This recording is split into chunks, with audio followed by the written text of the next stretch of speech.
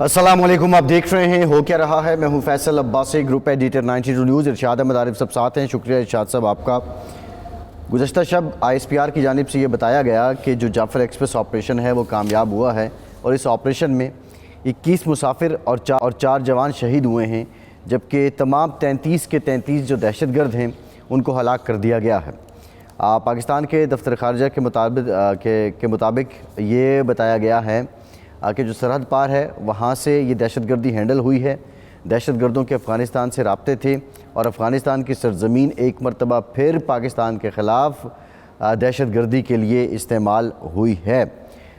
وزیر اعظم پاکستان بھی آج کوئٹہ پہنچے ہیں، اور انہوں نے وہاں جو موجودہ حالات ہیں اس کا جائزہ بھی لیا ہے، اور اس موقع پہ وزیر اعظم پاکستان نے بھی یہ عزم دہرایا ہے کہ پاک سرزمین کو دہشت گردی سے ہمیشہ کے لیے پاک کیا جائے گا۔ وزیر اعلیٰ بلوچستان سرفراز بگٹی وہ بھی جب یہ آپریشن کامیاب ہوا اس کے بعد انہوں نے بھی خاصے وہ برہم ہوئے، خاصے جارحانہ نظر آئے، اور اب انہوں نے کہا کہ ریاست جو ہے وہ اپنا کام دکھائے گی، اور اب بتایا جائے گا ان کو کہ ریاست کی کارروائی کیا ہوتی ہے۔ ملک بھر میں تمام سیاسی جماعتوں کی طرف سے یہ جو بربریت اور بزدلانہ کارروائی BLA کی طرف سے رچائی گئی، اس کی مذمت کی گئی ہے۔ بلاول بھٹو زرداری نے قومی اسمبلی اجلاس میں یہ کہا ہے کہ national action plan Nawaz Sharif نے بنایا تھا، اب نیشنل ایکشن پلان 2 شہباز شریف کیوں نہیں بنا سکتے؟ بنیادی سوال یہ ہے کہ کیا واقعتاً نیشنل ایکشن پلان 2 بنانے کی ضرورت ہے، یا نیشنل ایکشن پلان پر ہی عمل درآمد ہو جائے تو یہ مسائل حل ہو جائیں گے؟ اوورال پاکستان میں اس وقت حکومت کی طرف سے وزیر دفاع نے تنقید کی ہے PTI پہ کہ وہ جو دہشت گردی کی کارروائی تھی اور وہ ان کے جو ٹویٹر ہینڈلز ہیں وہ اس کو سپورٹ کر رہے تھے۔ بہرحال سیاست بھی اپنی جگہ انفارچونیٹلی اس پہ چل رہی ہے، جبکہ اسد قیصر جو ہیں انہوں نے کہا ہے کہ وزیر دفاع کی طرف سے جو اسٹیٹمنٹ سامنے آئی ہیں وہ دیکھ کے لگتا ہے کہ صرف سوشل میڈیا سے اور PTI کے لوگوں سے خائف ہیں وزیر دفاع۔ بہرحال یہ بیانات بھی چلتے رہے، کچھ دیگر بھی معاملات ہیں، مالک ان کا وفد یہاں ہے، زرعی ٹیکس سے وہ مطمئن نہیں ہیں، طریقہ کار سے وہ کیا ہیں، تمام پہ بات کریں گے۔ جنرل ریٹائرڈ عبدالقیوم صاحب ہمیں جوائن کر رہے ہیں، سینئر پولیٹیشین بھی ہیں اور ڈیفنس انالسٹ بھی ہیں۔ جنرل صاحب بہت شکریہ آپ کا، آپ سے گفتگو کریں گے۔ ارشاد صاحب کل بھی ہم ڈسکس کر رہے تھے، اس کے بعد خدا کا شکر کہ یہ خبر آئی کہ آپریشن کامیاب ہو گیا، لیکن جانے 21 مسافر 4 جوان شہید ہوئے، یہ قیمتی جانیں بھی گئیں، 33 دہشت گرد بھی ہلاک ہو گئے۔ آپ کیا سمجھتے ہیں اس کے بعد سے لے کے اب تک؟ قومی اسمبلی اجلاس ہو گیا، سندھ اسمبلی میں بات ہو گئی، وزیر اعظم صاحب کوئٹہ پہنچ گئے، کسی نئے پلان کا مومنٹم بن رہا ہے، یا جو پہلے سے نیشنل ایکشن پلان موجود ہے اسی پر عمل درآمد کی کوئی تیاری ہے؟ اب ایسے گفتگو جو آج قومی اسمبلی میں ہوئی وہ تو انتہائی اول درجے کی بدذوقی میں اسے کہوں گا۔ یہ موقع نہیں ہوتا سیاسی پوائنٹ سکورنگ کا۔ اس وقت قوم کے اتحاد کی ضرورت ہے، قوم کے اتفاق کی یکجہتی کی ضرورت ہے۔ تمام سیاسی اختلافات پسے پشت ڈال کر صرف دہشت گردی سے اور دہشت گردوں سے نمٹنا ہے، اور اس کے لیے سوچ بچار ہونی چاہیے تھی، 1 پوائنٹ ایجنڈا ہونا چاہیے تھا، اور اس کے لیے بھی گفتگو طویل گفتگو کی نہیں ہے۔ سب جو پارلیمانی لیڈر ہیں اور جو ان کے پیروکار ہیں ان کو چاہیے تھا وہ اپنی تجاویز پیش کرتے کہ جناب یہ ہم سے کوتاہیاں ہوئی ہیں نیشنل ایکشن پلان پر عمل درآمد کے سلسلے میں، موجودہ حکومت سے، اس سے پہلی حکومت سے، اس سے پہلی حکومت سے۔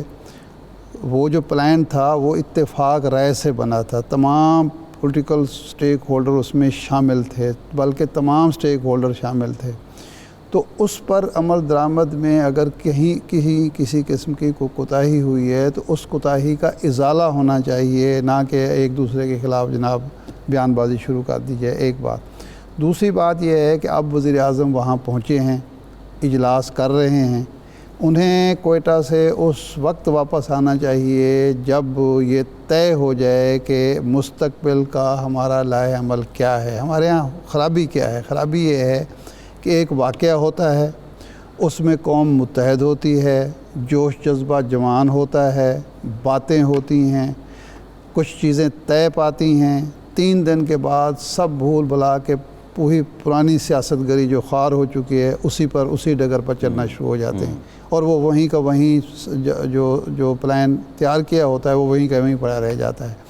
और फिर मौका मिल जाता है, वो जो खामोशी होती है हमारी, या सुस्त रवी होती है हमारी, या तसाउल पसंदी होती है हमारी, उसका फ़ायदा दहशतगर्द उठाते हैं। यानी जो अमल दरामद करने वाले इदारे हैं वो भी सुस्त रवी का शिकार हो जाते हैं, जो अफराद हैं वो भी अपनी दूसरी सरगर्मियों में शरीक हो जाते हैं। लेकिन वो जो हैं हमारे दुश्मन, खा पीछे बैठे हुए या उनके जो आगे आलाकार हैं, वो अपने काम में लगे होते हैं।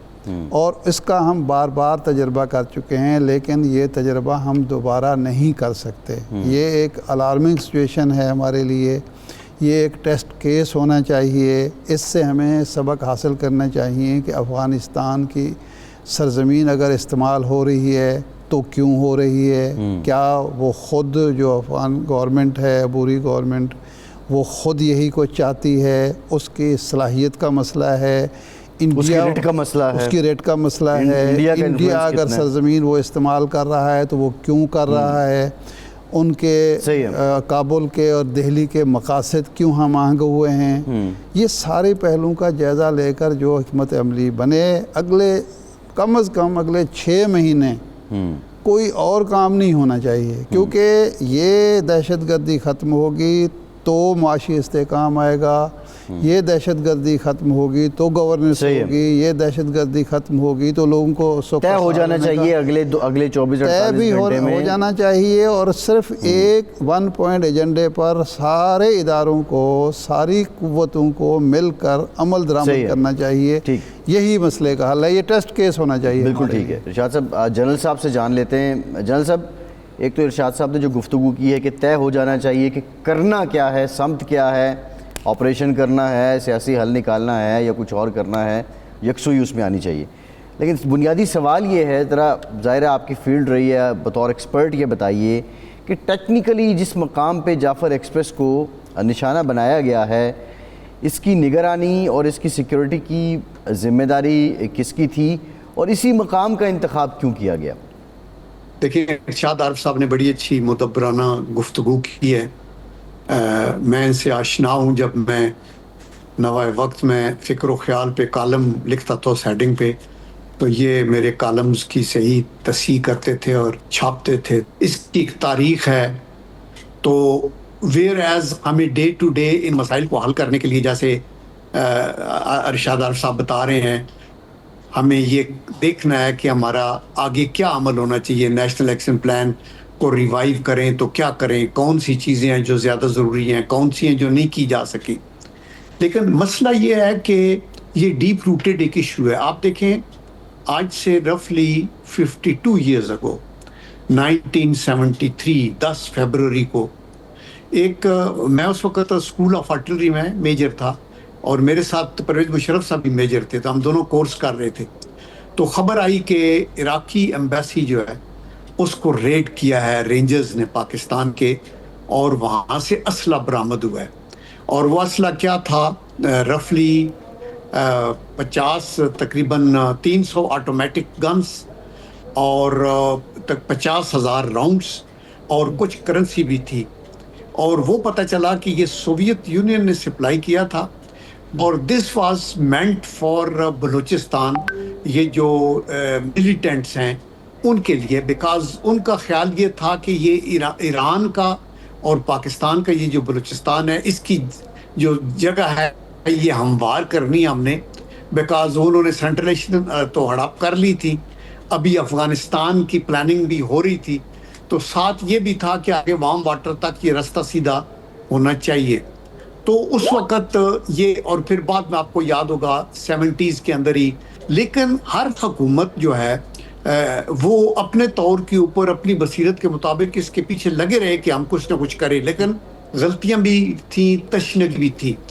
और ये जो मूवमेंट है ना, ये ना किसी अदारे के ख़िलाफ़ है, ना किसी पार्टी के ख़िलाफ़ है, ना ये किसी हुकूमत के ख़िलाफ़ है। ये सारा मसला पाकिस्तान की सालमियत के ख़िलाफ़ है, اور ہمیں اس کو اسی طرح دیکھنا چاہیے. اسی لیے جو ارشاد عارف صاحب کہہ رہے ہیں نا کہ ہمیں 1 پوائنٹ ایجنڈے پہ بجائے اس کے کہ مڈ سلنگنگ کریں کہ تو وہ ذمہ دار ہے, وہ یہ ذمہ دار ہے وغیرہ وغیرہ. ابھی آپ کا جو کوشچن ہے وہ یہ تھا کہ یہ جگہ سلیکٹ, تو دیکھیں یہ آپ BLA کو آگے یہ کٹ پتلیاں ہیں, TTP اور یہ وہ, ان کے پیچھے بہت ساؤنڈ انٹیلیجنس ہے, ان کے پیچھے سیٹلائٹ کمیونیکیشن ہے, اور یہ فل فلیجڈ پلاننگ ہے. ابھی بھی ڈائریکشنز باہر سے آ رہی تھی, اور یہ تھا کہ ان کو جو انہوں نے جگہ سلیکٹ کی کہ یہ ہو جائے گی ابھی پہاڑی علاقے میں, بولان پاس سے گزرتی, ٹنلز کے سے اندر سے جاتی, وہاں کوئی سگنلز نہیں ہے, کوئی آبادی نہیں ہے, اور انہوں نے ریلوے کے اوپر جو گارڈ بٹھائے ہوئے تھے اپنے,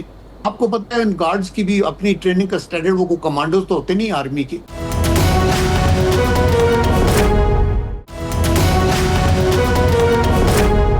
لیکن انہوں نے ریزسٹ کیا, they did their duty, اور اس کے بعد پھر FC پہنچی, پھر آرمی پہنچی, پھر SSG پہنچ گئی, اور اللہ کا کرم ہے.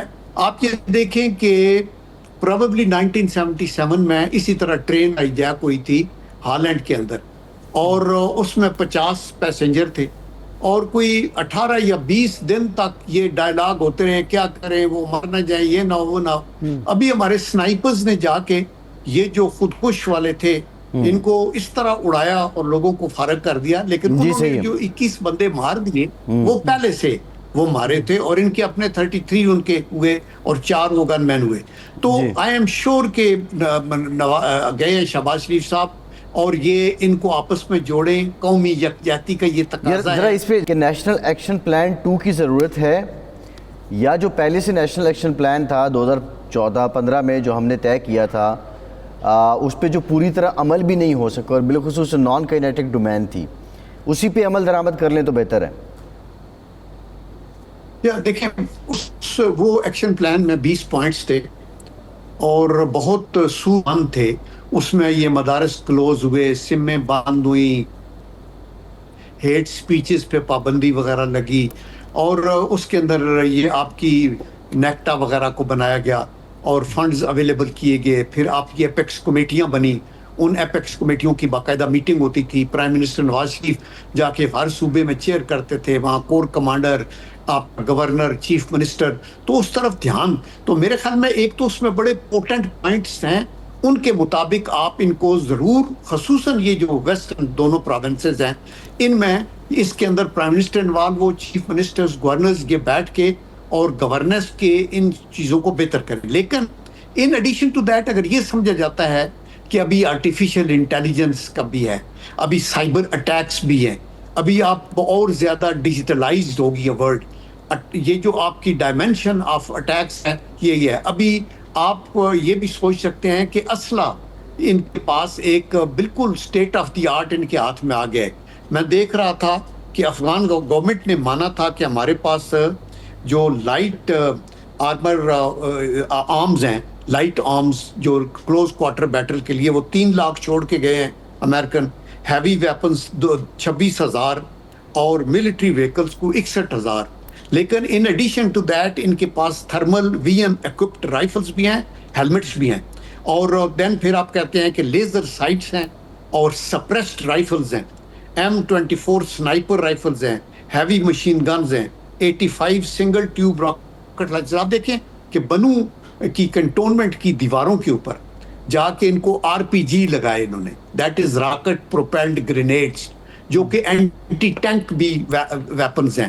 یہ ابھی ان چیزوں کے پاس ہے. تو اس کے لیے ابھی اور بھی بہت کچھ آپ کو سوچنا ہوگا کہ ان چیزوں کو, سائبر اٹیکس کو روکنے کے لیے, انٹیلیجنس کو اور بیف اپ کرنے کے لیے. تو it is always good to upgrade. لیکن سارے بیٹھے, آرمی قیادت, پولیٹیکل قیادت اکراس دی بورڈ, اور اس کے اندر بیٹھ کے یہ سوچیں. اور خدا کے کرم سے میں نے کل بھی کہا ہے کہ یہ جو ریگ ٹیگ ہے نا فورس, یہ کبھی بھی یہ ٹیررسٹ کسی بھی ریاست کو یہ انڈو نہیں کر سکتے. آپ نے دیکھا تامل ناڈو کا کتنا تامل کا اٹیک تھا, پورا انڈین گورنمنٹ پیچھے تھی اور وہ سب کچھ کرتے رہے, لیکن آخر میں ان کی اینٹ سے اینٹ بجا دی انہوں نے. آئرلینڈ کا بھی ایشو ہے, اور دنیا کی بہت سی ایسی ہے جہاں یہ لبریشن اسٹرگل نہیں ہے, لبریشن اسٹرگل ہے کشمیر کی. جی سر.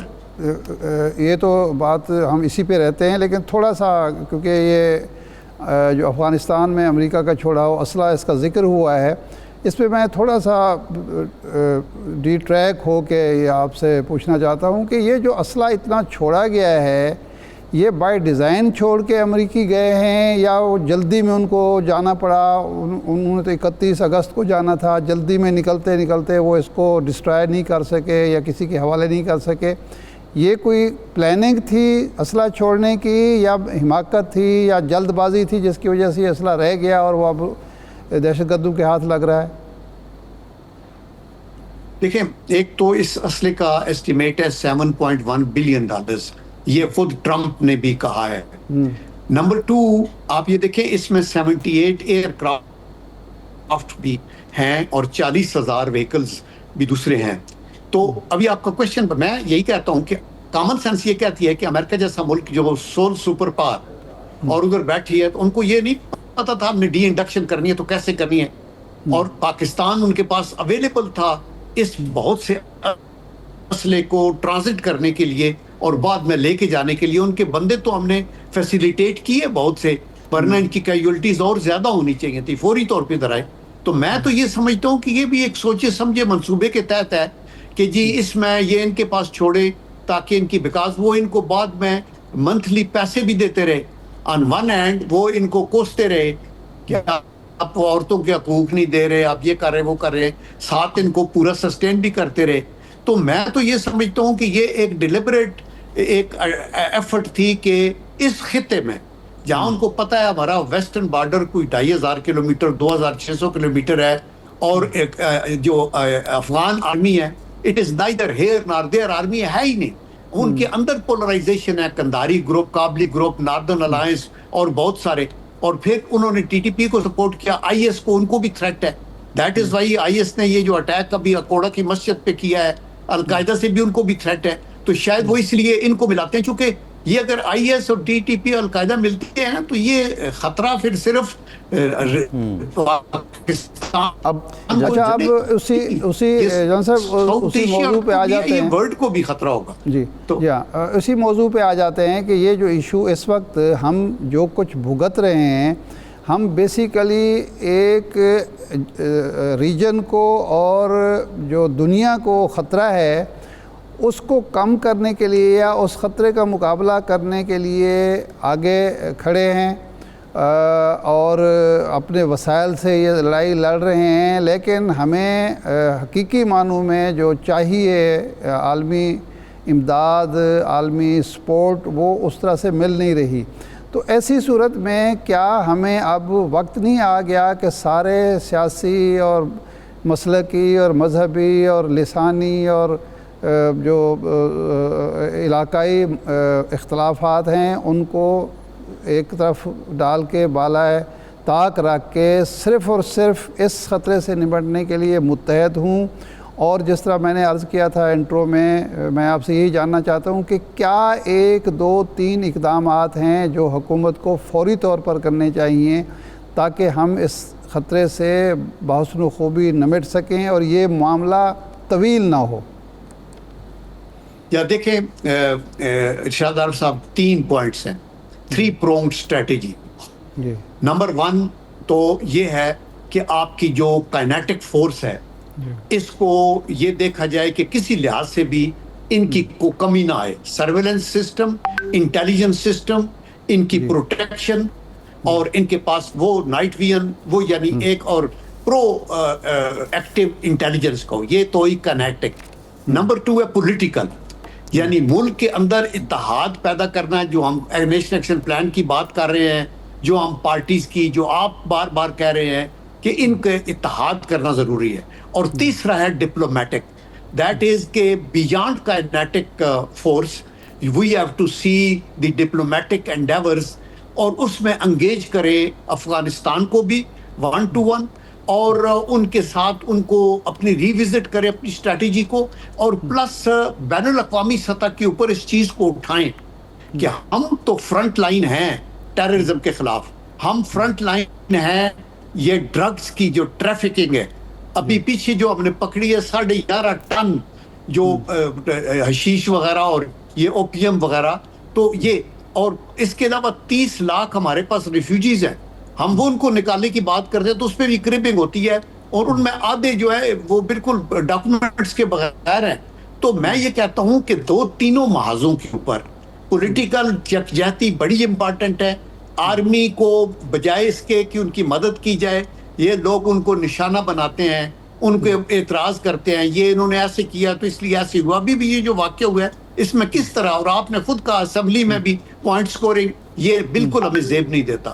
اور تیسرا جو سفارتی سطح پہ ایفرٹ ہے نا, وہ انتہائی امپارٹنٹ ہے. امریکہ کو بتایا جائے, یورپین یونین کو, چائنا, رشیا, نیٹو کی فورس کے اوپر یہ ریز کیا جائے لیول پہ, OIC میں کہا جائے کہ یہ ہے. اور افغانستان کے ساتھ کسی نہ کسی طریقے سے ایٹ ایوری لیول, مطلب پرائم منسٹر کا لیول سمٹ کا بھی ہو سکتا ہے, فارن منسٹر ہو سکتا ہے, ایمبیسیڈوریل لیول کے اوپر ہو سکتا ہے, لوکل پولیٹیکل ہمارے لیڈرز جو ہیں ان کی لیول کے اوپر ہو سکتا ہے, بیک ڈور ڈپلومیسی کی جا سکتی ہے. تو یہ 3 چیزیں ہیں میں نے جو آپ کو بتائی. جی صحیح ہے.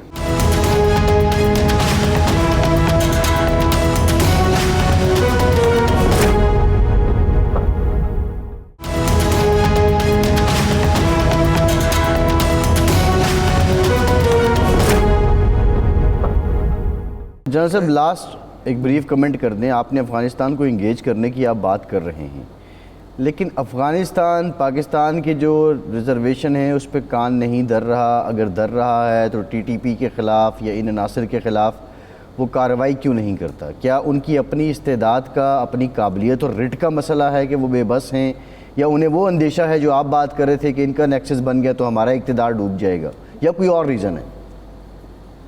دیکھیں ان کی اپنے مسائل تو انٹرنل ہیں نا. آپ کو پتہ ہے کہ جو یہ ویمن کی اوپر ایجوکیشن پہ اور یہ جو ریسٹرکشن ہے بالکل ان اسلامک ہے, لیکن اس کے اندر بھی ایلیمنٹس ہیں جو چاہتے ہیں کہ یار یہ ہمیں ریسٹرکشن نہیں لگانی چاہیے. تو ان کا یہ اپنا عمل ہے, اور اس کے اوپر میں یہی کہنا چاہتا ہوں کہ ان کو ڈر جو TTP کے ساتھ, یہ پہلے دیکھیں نا اسامہ بن لادن کا بھی ہم نے ان کو ایڈوائز کیا تھا کہ اگر اس نے کچھ نہیں کیا ہوا تو ان کو ایکسیس دیں. انہوں نے کہا نہیں ہمارا مہمان ہے تو ہم مہمان کے ساتھ ہیں. ابھی TTP والے ایسے تو مہمان نہیں نا کہ یہ توپیں لے کے ہمارے گرد ہو جاتے ہیں. کل ادھر مسجد میں حملہ ہوا, پھر بنو کے اندر حملہ ہوا, پھر نارتھ وزیرستان میں 4 ہمارے شہید ہوئے, پھر یہ ٹرین کا مسئلہ ہوا. آج آپ بتا رہے ہیں ابھی جو بریکنگ نیوز آ رہی ہے کہ جی ساؤتھ وزیرستان کے اندر ہوا. تو یہ تو ڈے ٹو ڈے وہ ہم تو حالت جنگ کے اندر ہے, ہم تو اس کو نہیں وہ کر سکتے. لیکن افغان لوگوں کو اپنی سوچ میں تبدیلی لانی پڑے گی.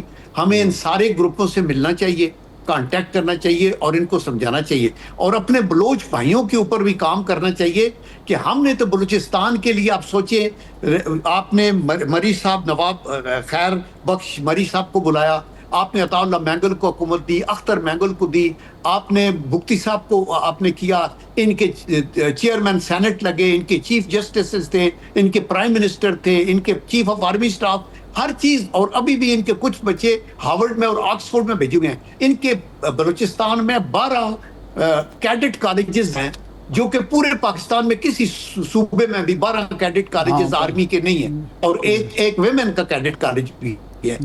تو ہم سب کچھ, پھر یہ گوادر پورٹ کا ہے, سی پیک کا ہے. تو یہ لوگ جو پروپیگنڈا کرتے ہیں نا, ڈیپریویشن ہے, کچھ نہیں ہے, یہ اپنے پولیٹیکل موٹیوز کو آگے لے کے جانے کے لیے ملک کی سلامتی کو داؤ پہ لگاتے ہیں, جس کے لیے ہم ان کو استدعا کرتے ہیں. جی صحیح ہے. جی ٹھیک. جنرل صاحب بہت شکریہ. جنرل عبدالقیوم صاحب ہمارے ساتھ موجود تھے اور بڑا ان ڈیپتھ انہوں نے بتایا. شاہ صاحب ایک تو ویسے وہ کل آپ نے بھی بات کی تھی کہ وفاق جو وسائل دیتا ہے, یہ بھی بڑی انٹرسٹنگ بات ہے کہ وفاق کی جانب سے جو وسائل دیے جاتے ہیں اس کا شاید 0.5% بھی ریونیو کی صورت میں یا واپس وفاق کو نہیں آتا. دوسرا جو جاتے ہیں وہ اللہ ماشاء اللہ وہ بڑے بڑے گھرانوں کی نظر وہاں پہ بڑے نظر ہو جاتے ہیں. لیکن میرا جو کویسچن ہے وہ یہ ہے کہ اب جہاں پہ جس نہج پہ بات آ چکی ہے, اور کل DG ISPR نے بھی یہ کہا کہ کھیل کے اصول اب بدل جائیں گے. جعفر ایکسپریس جو انسیڈنٹ ہے اس نے کھیل کے اصول بدل دیے ہیں. اب کیا اس کا کوئی پولیٹیکل حل ہوگا, یا پھر جو کل یہ کر چکے ہیں بزدلانہ کارروائی, نہتے لوگوں کو یرغمال بنانا, اب آپریشن ہی حل ہے؟ دیکھیں جام کمال صاحب سے ایک دفعہ بات ہو رہی جب وہ وزیر اعلیٰ تھے وہاں کوئٹہ میں، تو انہوں نے کہا کہ جی ہمارا جو اپنا ریونیو ہے اس سے تو ہم کوئٹہ میونسپلٹی کو بھی نہیں چلا سکتے، جا کے اتنے بڑے صوبے کو ہم چلائیں، ہمیں وفاق سے ہی جو کچھ ملتا ہے اس کے بلبوتے پر یہ ہمارا جو حکمران طبقہ ہے، جو منتخب نمائندین کا تام جھام بھی ہے، بیوروکریسی کا عیش و عشرت بھی ہوتی ہے، اور جو تھوڑے بہت مسائل عوام کے حل ہوتے ہیں وہ بھی وفاق کی گرانٹ سے اور وفاق کی امداد سے ہوتے ہیں، ہم خود تو ریونیو اکٹھا ہی نہیں کرتے۔ پرابلم یہ ہے ہمارے ہاں کہ جو لوگ وفاق کی وہاں نمائندگی کرتے ہیں، جن کو ہم سمجھتے ہیں کہ یہ وفاق کی بیانیہ وہاں جا کے پروموٹ کریں گے، جن کو اقتدار دیتے ہیں، وسائل دیتے ہیں، وزارتیں ملتی ہیں، سارے، میں سب کے بارے میں نہیں کہتا، اکثریت وہ ہے جو اس وفاقی وسائل کو اپنی ذات کے لیے، اپنے برادری خاندان کے لیے اور اپنے قبیلے کے لیے استعمال کرتی ہے، اور عوام کے مسائل جو موجود ہوتے ہیں ان کو یہ بتانے سے گھبراتی ہے، اکثریت کی میں بات کر رہا ہوں، کہ جی یہ مسائل ہمارے اپنے پیدا کردہ ہیں اور ان کا حل بھی یہاں ہے، بلوچستان میں، اسلام آباد میں نہیں ہے۔ مثال کے طور پر وفاق اگر تعلیم کے لیے وسائل مہیا کرتا ہے یا صحت کے لیے وسائل مہیا کرتا ہے، اور وہ عام آدمی تک وہ سہولتیں نہیں پہنچتی، تو اس کا ذمہ دار وفاق نہیں ہے، وہ وڈیرے ہیں، وہ لوگ ہیں جن کے پاس اختیار جنہیں حاصل ہے۔ ایک تو یہ ہے، وہ اس طرح سے نیریٹو نہیں، یعنی یہ عجیب بات ہے کہ وفاق یا پنجاب سیکریفائز بھی کرتا ہے اور ساری برائیوں کی جڑ بھی قرار دیا جاتا ہے، اور یہی لوگ جو اسلام آباد میں بیٹھ کے ایک زبان استعمال کرتے ہیں اور وہاں خاران میں اور تربت میں اور دوسری جگہوں پر بیٹھ کے بالکل ان کی لب و لہجہ مختلف ہوتا ہے، ایک تو یہ ہے۔ اور وہ جو پیسہ ہے، جو وسائل ہیں، وہ عام نچلی سطح تک پہنچتے بھی نہیں ہیں، یہ حقیقت ہے، ماننی چاہیے ہمیں۔ اچھا، دوسرا جو ایشو ہے وہ یہ ہے، جو بہت امپورٹنٹ ہے، کہ ہم نے یہ دونوں آپشن جو ہیں اکٹھی چلانی ہے، یعنی سیاسی جو اس کے محرکات ہیں ان کو بھی ایڈریس کرنا ہے، لیکن آپریشن بھی کرنا ہے، اور وہ اس کے لیے جو میں نے مثال دی تھی، کہ مثال کے طور پر جو ڈاکٹر مالک صاحب کا دور تھا یا زہری صاحب کا دور تھا، یہ عجیب کنفیوژن ہمیں، ہم کوئٹہ جاتے تھے، دوسری جگہوں پر جاتے تھے، ملتا تھا یہ ناراض بلوچ ہیں۔ بھائی ناراض بلوچ جو دہشت گردی میں ملوث ہے، جو یہاں سے لوگ جاتے ہیں وہاں تعلیم دینے کے لیے، وہ دہشت گردی کا نشانہ بن جاتے ہیں۔ وہاں وہ تو کہانی اور ہے نا، اسکول ٹیچر جو نشانہ بنا رہا ہے، وہ کہاں بلوچستان کا ہمدرد ہو سکتا ہے یا ناراض ہو سکتا ہے؟ ناراضگی اگر اس کی ہے تو وزیر اعظم سے ہوگی، وزیر اعلیٰ سے ہوگی، اپنے وزیر سے ہوگی۔ وہ اسکول ٹیچر کا، کالج یونیورسٹی میں آپ جا کے استادوں کو مار رہے ہیں، تو وہ آپ کون سی بلوچوں کی خدمت کر رہے ہیں؟ تعلیم دشمنی جو ہے، یہ کون سا حقوق کا معاملہ ہے؟ آپ بات کر رہے ہیں، دیکھیں اب ناراضگی کیا پنجاب میں لوگوں کو حکومت سے نہیں ہوتی؟ نہیں ہوتی ہے، میں وہی کہہ رہا ہوں۔ دیکھیں نا، پنجاب سے لوگ جاتے ہیں، ہمارے سرائیکی علاقے سے زیادہ تر لوگ جو نشانہ بن رہے ہوتے ہیں، زیادہ تر لوگ ہوتے ہیں وہ وہاں بلوچ ہیں بھی، سرائیکی علاقے وہ خود بھی بلوچ ہوتے ہیں زیادہ ایسے۔ اچھا، وہ وہاں اسکول ٹیچر ہے، وہ بیچارہ نشانہ بن رہا ہے، کالج کا پروفیسر ہے، وہ نشانہ بن رہا ہے، کوئی سرکاری ملازم ہے، پولیس میں بھرتی ہو گیا ہے، وہاں چلا گیا ہے، وہ بیچارہ نشانہ بن رہا ہے، کوئی نائی ہے، کوئی باورچی ہے، کوئی اس طرح کا چھوٹا موٹا کام کرنے والا ہے، اور وہ نشانہ بن رہا ہے۔ بھئی یہ آپ کون سی خدمت کر رہے ہیں؟ دیکھیں عطا اللہ مینگل صاحب جو وزیر اعلیٰ جب تھے تو انہوں نے ایک فیصلہ کیا کہ جی یہاں سے جتنے لوگ دوسرے صوبوں سے آئے ہوئے ہیں وہ ہم واپس بھیج دیں گے تاکہ مقامی لوگوں کو ملازمتیں مل سکیں۔ 3 مہینے کے بعد انہیں وہ اپنی پالیسی تبدیل کرنی پڑی۔ استعداد ہی نہیں ہے، وہاں استعداد ہی نہیں تھی کہ نہ وہ ان تعلیم ہے، نہ اسامیوں کو استعداد ہے، جو پورا سچی بات کیا ہے۔ جا سکتا۔ اب تعلیم کو، تعلیمی اداروں کو، صحت کے اداروں کو، ہسپتالوں کو نشانہ بنانا، یہ کون سی بلوچستان کی خدمت ہے؟ تو یہ ایک جو کنفیوژن تھی وہ تو اب دور ہو چکی ہے۔ اب میرا نہیں خیال کہ کوئی یہ شخص یہ سمجھتا ہے کہ یہ نعرہ، یہ علیحدگی پسند ہیں، یہ دہشت گرد ہیں، یہ بلوچستان کے اور پاکستان دونوں کے دشمن ہیں، یہ اعلی کار ہیں اچھا کچھ کسی کے۔ ناراض بھی ہیں، اب مثال کے طور پہ یہ جو اختر مینگل صاحب ہیں یہ ناراض ہیں نا، نہیں، تبھی میں تو کل بھی کہہ چکا تبھی ہوں کہ ریزائن دیا دیکھیں، نا، نہیں لیکن پہلے یہ میں کہہ ناراضی چکا، یہ ہے کہ جو یہ لوگ علیحدگی پسند نہیں ہے، جو وفاق پسند ہیں، جو وفاق پرست ہیں، جو پاکستان کی بات کرتے ہیں، ان کو سر آنکھوں پر بٹھانا چاہیے۔ شکوے سنے جائیں، ان کے یہ جائز غلط ہیں۔ بات ہے کہ آپ ڈاکٹر مالک کو، زہری کو، اختر مینگل کو، یا ایسے لوگ جو ہیں جو پاکستان کی بات کرتے ہیں، ان کو ان کے ناز نخرے ہمیں برداشت کرنے چاہیے۔ دیکھیں وہ تو ارشاد صاحب ان کر رہے ہیں، کی لیکن اب جائز مسئلہ کیا ہے؟ شکایات جو ہیں ہمیں سننی بھی چاہیے، دور بھی کرنی چاہیے، اس میں کوئی کسی قسم کا شک و شبہ نہیں ہونا چاہیے۔ ایک بریک لیتے ہیں، بریک کے بعد واپس آئیں گے۔ آئی ایم ایف کی ٹیم یہاں پہ ہے، زرعی ٹیکس سے متعلق ان کی کیا ڈیمانڈز ہیں اور کیا وہ وضاحت چاہ رہے ہیں، بریک کے بعد بات کریں گے، ہمارے ساتھ رہیے۔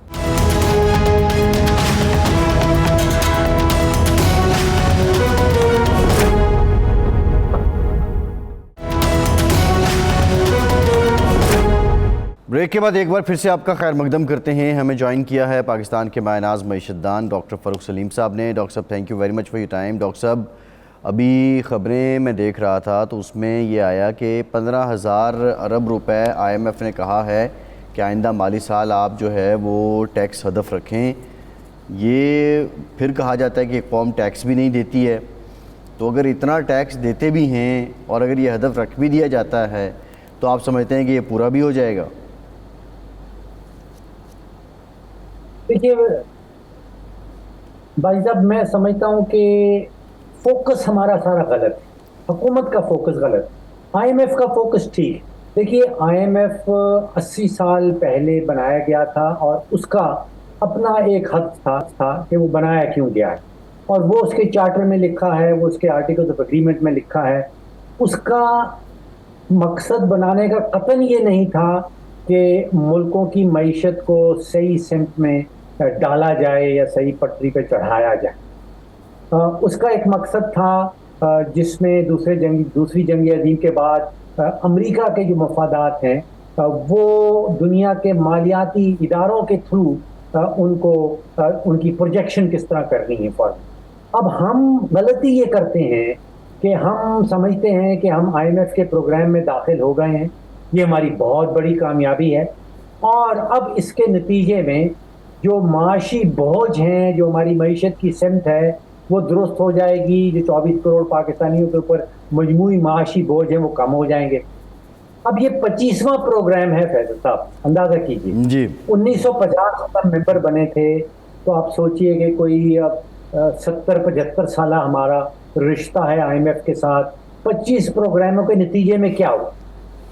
اگر سمت درست ہونی تھی، اگر پاکستانیوں کے اوپر مجموعی معاشی بوجھ کم ہونے تھے تو وہ 24 پروگراموں میں ہو چکے ہوتے۔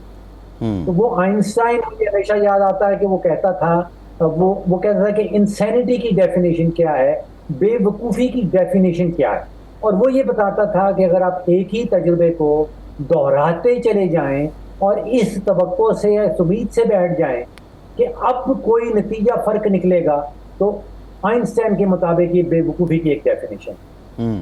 تو اگر تو ہم آئی ایم ایف کے پروگرام میں رہتے ہوئے اس امید سے ہیں کہ معیشت درست ہونے والی ہے، پاکستانیوں کے اوپر بوجھ جو ہے معاشی بوجھ وہ کم ہونے والا ہے، تو یہ تو ایک آئنسٹائن کے مطابق یہ بے وقوفی کی ڈیفینیشن۔ اچھا ڈاکٹر صاحب، آئی ایم ایف کو زرعی ٹیکس پر وضاحت اس نے مانگی ہے، وہ مطمئن نہیں ہے۔ ہم نے جب قانون سازی صوبوں میں کی تو ہم نے بڑے ڈنکے بجائے کہ جی ہم نے آئی ایم ایف کی شرائط بھی پوری کر دیں، زرعی شعبے کو بھی ٹیکس میں لائے، اب ٹیکس ایویژن کا ایک راستہ بھی ہم نے بند کر دیا، اتنے فسائل بھی ہم ہوں گے، لیکن بظاہر لگتا ہے کہ آئی ایم ایف اس پہ سے بھی مطمئن نہیں ہے۔ تو بنیادی اعتراضات آئی ایم ایف کی کیا ہیں، آپ کے علم میں آئیں؟ دیکھیے اس میں کوئی شک کی بات نہیں کہ ہمارا ٹیکس کا نظام جو ہے اس میں اصلاحات چاہیے اور بے شمار اصلاحات چاہیے. ہمارا زراعت کا جو شعبہ ہے وہ کوئی 18-19% GDP کی پروڈکشن کرتا ہے، لیکن ٹیکس میں اس کا جو حصہ آتا ہے وہ 1% سے بھی کم ہے. تو ظاہری بات ہے اصلاحات چاہیے. لیکن IMF کا جو سنگولر فوکس ہے، یا وہ اس نے ہماری ریاست کو جو اس طرف قائل کر لیا ہے کہ آپ نے سارا کا سارا فوکس ٹیکس کی کلیکشن پہ رکھنا ہے، وہ صحیح ثابت نہیں ہو پا رہا. جیسے میں نے کہا 25 پروگرام کیے ہیں، اگر اس میں کوئی جان ہوتی، اس میں کوئی ویلیڈیٹی ہوتی، تو اس وقت تک ہماری معیشت جو ہے وہ کوئی صحیح سمت میں نکل چکی ہوتی. دیکھیے ہمارا مسئلہ میرے نزدیک ٹیکس کی کلیکشن کا نہیں ہے. میرے نزدیک مسئلہ ہے حکومتی اخراجات کا. اور اب آپ سوچئے کہ حکومت پاکستان کو آپ اور میں ووٹ دیتے ہیں کہ وہ الیکٹ ہو کے آئے اور وہ گورننس کرے، وہ حکمرانی کرے. وہ حکمرانی نہیں کرتی، وہ بزنس شروع کر دیتی ہے.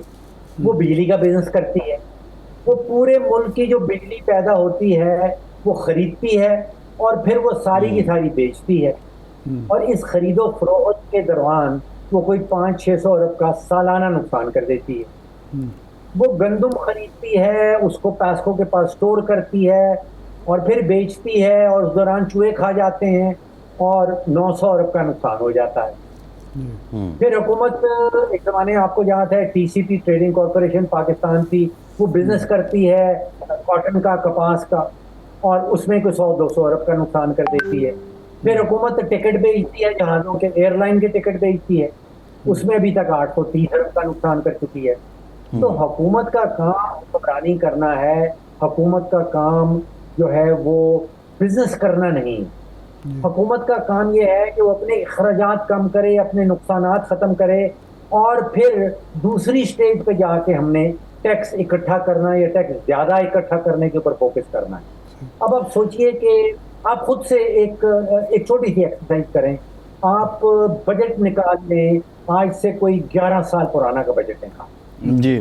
اس میں جو حد ہے جو حکومت نے خود سے ٹارگٹ رکھا تھا، وہ مجھے یاد آتا ہے 1700 ارب کا ٹیکس کا حد تھا. اور اب عباسی صاحب بتا رہے ہیں کہ ٹیکس کا حد مزید 15,000 سے بڑھنے والا ہے. پچھلے سال کا جو ٹیکس کا حد ہے جو بجٹ میں لکھا تھا وہ 17,000 ارب. آپ سوچئے 11-12 سالوں میں 1700 ارب سے ٹیکس کا بوجھ بڑا ہے اور وہ گیا ہے 17,000 ارب پہ. یعنی کہ پاکستانیوں نے حکومت کی تجوری میں جو 11-12 سال پہلے 1700 ارب ڈالا کرتے تھے، اب 17,000 ارب ڈالا. تو آپ کیسے یہ کہہ سکتے ہیں کہ ٹیکس کا بوجھ بڑھ نہیں رہا یا پاکستانی ٹیکس نہیں دے رہے؟ تو پاکستانی یقینی طور پر اچھا ڈاکٹر صاحب، وہ ہم دوسری طرف چلے گئے، زرعی ٹیکس کے حوالے سے بات ہو رہی تھی، تو کیا اب اعتراضات ہے؟ اور دوسرا یہ ہے کہ جب کسی کاشتکار سے، پروگریسو کاشتکار سے بات ہوتی ہے، زمیندار سے بات ہوتی ہے، وہ کہتے ہیں جس ملک میں ہمیں پانی جو ہے وہ ملاوٹ شدہ ہے، ایسا خراب پانی ملتا ہے دریاؤں سے، نہروں سے، ایک تو ملتا نہیں ہے پورا سال، وقت پر نہیں ملتا، دوسرا اس میں ملاوٹ ہوتی ہے، انڈیا سے آیا ہوا جو فضلہ ہے وہ سارے کا سارا ان دریاؤں میں مکس کر کے ہمیں دیا جاتا ہے، بیج ہمیں خالص نہیں ملتا، ملاوٹی ملتا ہے، کھاد ہمیں ملاوٹی ملتی ہے، زرعی ادویات ہمیں ملاوٹی ملتی ہیں، بجلی جو ملتی ہے تو اتنی مہنگی ملتی ہے. اس کے بعد ٹیکس کا بوجھ جب آپ ہم پر ڈالیں گے تو زرعی معیشت سدھرنے کی بجائے مزید بگڑے گی، خراب ہوگی. تو کیا یہ اہداف جو زرعی ٹیکس کے ہم نے مقرر کیے ہیں یہ حاصل کر پائیں گے؟ اور IMF اس کے باوجود اگر بوجھ ڈالنا چاہتی تو حشر ہمارا کیا ہوگا؟ دیکھیے ٹیکس کی جب ہم بات کر رہے ہیں، ہم بات کر رہے ہیں یہاں پہ انکم ٹیکس کی. یعنی کہ اگر آپ کو آمدن ہوئی ہے اس کی ایک خاص شرح جو حکومت جس کا تعین کرتی ہے وہ ہم نے حکومت کے خزانے میں جمع کروانا. اب اتنی لمبی بحث کرنے کا مقصد کہ ہمیں پانی ملاوٹ شدہ ملتا ہے، ہمیں جو کھاد ہے وہ ٹھیک نہیں ملتی، یہاں بات ہو رہی ہے کہ کیا آپ اپنے شعبے سے آمدن کما رہے ہیں یا نہیں. اگر آمدن کما رہے ہیں تو اس کے اوپر ٹیکس لگنا چاہیے، کیونکہ اس کو کہتے ہیں سورس نیوٹرل. اگر آپ آمدن کما رہے ہیں، چاہے وہ زراعت سے ہو، چاہے وہ ریٹیل سے ہو، چاہے وہ انڈسٹری سے ہو، चाहे जिस किसी शोबे से आप अगर आमदन कमा रहे हैं तो उसके ऊपर टैक्स लगना चाहिए। तो ये इस बहस का हिस्सा नहीं बनता कि हमें जो खाद है वो मिल रही है। देखिए आप और मैं भी ये कह सकते हैं कि हमें अस्पताल की फैसिलिटीज नहीं मिलती, हमारे बच्चे प्राइवेट स्कूल में जाते हैं, हमें सिक्योरिटी नहीं मिलती तो हम टैक्स क्यों दें। तो ये वैलिड आर्गुमेंट नहीं बनता। बात हो रही है इनकम टैक्स की, आप आमदन कमा रहे हैं तो आपके ऊपर टैक्स लागू। ठीक। अच्छा डॉक्टर साहब, कुछ साथ साथ इस्लाहात भी चल रही हैं, रीस्ट्रक्चरिंग भी चल रही है, ब्यूरोक्रेसी को लेके काफ़ी ज़्यादा पॉइंट आउट किया जाता है मामला कारकर्दगी को। अभी हालिया जो कैबिनेट है, प्राइम मिनिस्टर हैं, उन्होंने जो रूल्स हैं सरकारी मुलाजमीन के उसमें तब्दीली की है और ग्रेड वाइज में प्रमोशन के लिए आप सिर्फ 2 बार कंसिडर होंगे और अगर 2 बार आप कंसिडर होने के बावजूद नहीं तरक्की मिलती तो आपको पिछले ग्रेड में रिटायर होना पड़ेगा। प्लस ये बाउंड कर दिया गया है सरकारी मुलाजमीन को कि उनके और उनके बच्चों के वो असासाजात जो मुल्क से बाहर हैं उनको भी ज़ाहिर करना होगा। तो आप क्या समझते हैं, इससे जो शफाफियत है वो बेहतर होगी, करप्शन कम होगी और सरकारी जो मुलाजमीन हैं उनकी जो इस्तेदाद कार है या काम करने की सलाहियत है उसमें इजाफा होगा? तो ये अगर कोई सबक सीखना चाहते हैं तो मैं समझता हूँ कि जो अमेरिका में इलॉन मस्क कर रहा है, उसने सारे हुकूमती मुलाजमीन को ईमेल भेजा है और उस ईमेल में लिखा है कि हमें अपनी जो कुछ भी आपकी परफॉर्मेंस है पिछले 1 हफ्ते में आपने जो कुछ काम किया है वो हमें मुख्तसरन अपने जवाबी ईमेल में लिख के भेजिए। और उसका जवाब फिर सरकार ने तयन करना है कि कुछ काम किया है या नहीं किया। तो पाकिस्तान में हम ब्यूरोक्रेट से अगर ये दरख्वास्त करें कि भाई हमें पिछले हफ्ते आपने क्या काम किया है या नहीं किया, वो एक मुख्तसरन अपनी ईमेल में भेज दें। देखिए जो बोझ है सरकारी मशीनरी का वो आपके और मेरे टैक्सेस से निकलता है जी। अब हमने 18वीं अमेंडमेंट तो तरमीम तो कानून में पास कर दी है। अब आपको 5 दर्जन 6 दर्जन वजारतों की और उनके साथ फिर ब्यूरोक्रेट्स की सिर्फ इस्लामाबाद में क्यों ज़रूरत है? डॉक्टर साहब बहुत शुक्रिया। डॉक्टर फ़ारूक सलीम साहब आप हमारे साथ मौजूद थे। बहुत आपका, इरशाद साहब आपका शुक्रिया। आज के प्रोग्राम से इतना ही, इजाज़त दीजिए।